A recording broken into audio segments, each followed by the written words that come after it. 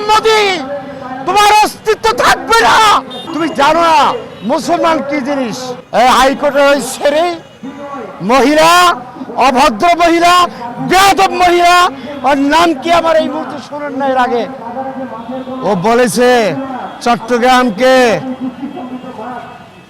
রংপুর, খুলনা 3 বিভাগকে নাকি ওরা দখল করে নেবে।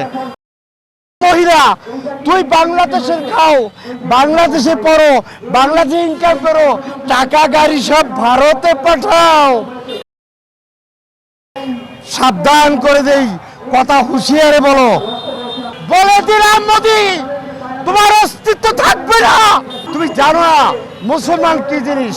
আমরা সারা বাংলাদেশের মুসলমান যদি এক হয়ে যাই, ওদেরকে পায়ে পিষে মেরে ফেলা যাবে, একটা হিন্দু দেশ থাকতে পারবে না। কিন্তু আমাদের বাংলাদেশে কোনো মুসলমান অমানবিক কোনো আচরণ, অমানবিক কোনো কথাবার্তা কখনো বলে নাই, বলবেও না। জাতির উদ্দেশ্যে কয়েকটি কথা বলতে হচ্ছে। হিন্দু ধর্মাবলম্বী ভাইদের প্রতিও আমার অনুরোধ, আমার কথাগুলো ভালো মতো শুনবেন। না শুনে অনর্থক মানুষের সাথে ঝগড়াঝাটি হয়, দেশে বিশৃঙ্খলা সৃষ্টি হয়, আপনাদের জীবনে আঘাত আসে, এমন কোনো কাজ করবেন না। আমরা মুসলমান জাতি, বাংলাদেশে 92% মানুষ মুসলমান। আমরা একমাত্র আল্লাহ ছাড়া পৃথিবীর কাউকে ভয় করি না। কথাটা মনে রাখবেন। আপনাদের হুমকি ধমকি এগুলো আমাদের কাছে কিছু না, এগুলো আমাদেরকে কিছু না। যেই মুসলমান শহীদ হতে জানে, বাঁচলে শহীদ, গাজী, মরলে শহীদ, এদের জীবনে কোনো ভয় নাই। সুতরাং আমাদেরকে ভয় দেখাবেন না। সাবধান করে দেয় মোদী সরকার।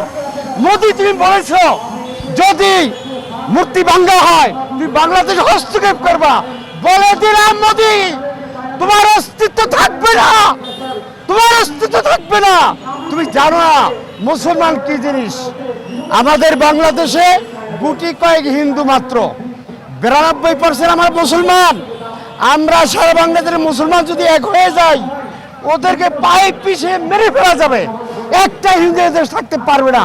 কিন্তু আমাদের বাংলাদেশে কোনো মুসলমান অমানবিক কোনো আচরণ, অমানবিক কোনো কথাবার্তা কখনো বলে নাই, বলবেও না, আমরাও বলবো না। কিন্তু সাবধান, হাইকোর্টের ওই ছেড়ে মহিলা, অভদ্র মহিলা, বেয়াদব মহিলা, ওর নাম কি আমার এই মুহূর্তে শোনেন না? এর আগে ও বলেছে চট্টগ্রামকে,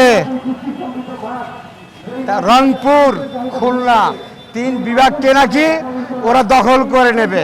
ওই জানোয়ার মহিলা, তুই বাংলাদেশের খাও, বাংলাদেশে পড়ো, বাংলাদেশে ইনকাম করো, টাকা গাড়ি সব ভারতে পাঠাও। বেয়াদবের বাচ্চা, সাবধান করে দেই, কথা হুঁশিয়ারে বলো। জনাব তারেক রহমানের প্রতি আমার অনুরোধ। এই মহিলাকে আমি গতকালকে আপনাকে স্ট্যাটাস দিয়েছি আপনার নামে, 24 ঘন্টায় গ্রেফতার করার জন্য বলছি। সে একটা দেশদ্রোহী, দেশদ্রোহী, দেশদ্রোহী। এই মহিলাকে সে হাইকোর্টে আসে কিভাবে? হাইকোর্টের যে মুসলমান উকিলগুলো আছে তারা কি আঙ্গুল চুষে? তারা জুতো দিয়ে পিটাইয়া কেন? হাইকোর্টের উকিলদেরকে বলবো, ব্যারিস্টারদেরকে বলবো, জজদেরকে বলবো, এর জুতা ফিডা করে হাইকোর্ট থেকে বের করে দেওয়া হোক। আমার দেশকে আলাদা করতে চায়, আমার দেশকে প্রদেশ বানাতে চায়, কত বড় দুঃসাহস! তাকে এই বাংলায় থাকতে দেওয়া উচিত হবে না, উচিত হবে না, উচিত হবে না।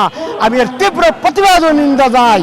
আবার বলছি, জনাব তারেক রহমান, মাননীয় প্রধানমন্ত্রী, আপনি এই দেশদ্রোহী মহিলাকে, তার সাথে আরো 2টা 3টা আছে, তাদেরকে বের করে দেন, তাদেরকে গ্রেফতার আজীবন জেলে ফেলে রাখেন।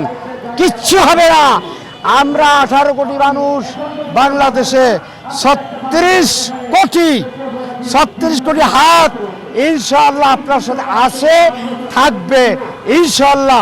আমরা প্রয়োজন বোধে রক্ত দিয়ে, গায়ে রক্ত দিয়ে ইনশাআল্লাহ মুক্তিযুদ্ধ করব ভারতের বিরুদ্ধে ইনশাআল্লাহ। আমরা ইনশাআল্লাহ বিজয়ী হব। আসসালামু আলাইকুম ওয়া রাহমাতুল্লাহ। রাম মন্দির কি ও কেন?